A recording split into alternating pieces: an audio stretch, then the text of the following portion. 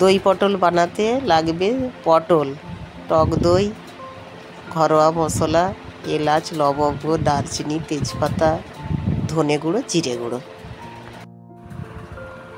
চিনি, স্বাদ মতন লবণ।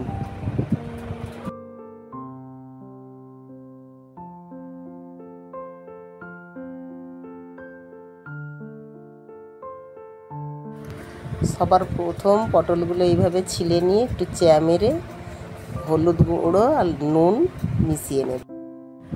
কড়া গরম হলে তেল দেব, তেল গরম হলে পটলগুলি এপিট ওপিট করে ভেজে নেব।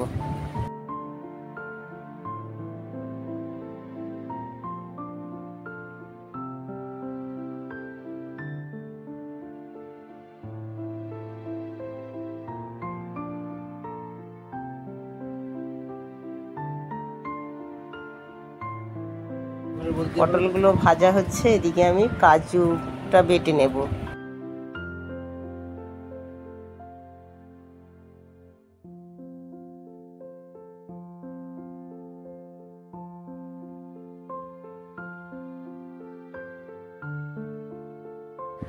কাজু বাটা হয়ে গেছে, টক দইয়ের সঙ্গে মিশিয়ে নেব।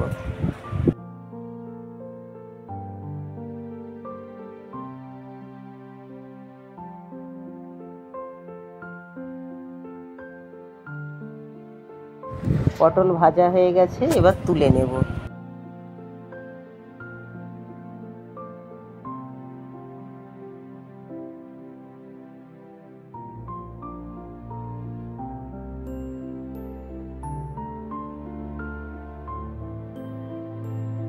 ওই তেলে ফোড়ন দেব, এর ছোট এলাচ, দারচিনি, লবঙ্গ, তেজপাতা,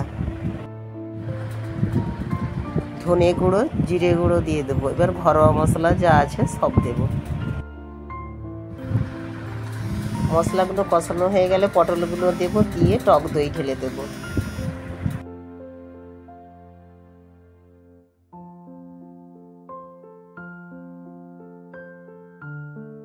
এবার এপিট ওপিট নেড়ে নেব, নিয়ে স্বাদ মতো নুন আর চিনি দিয়ে দেব।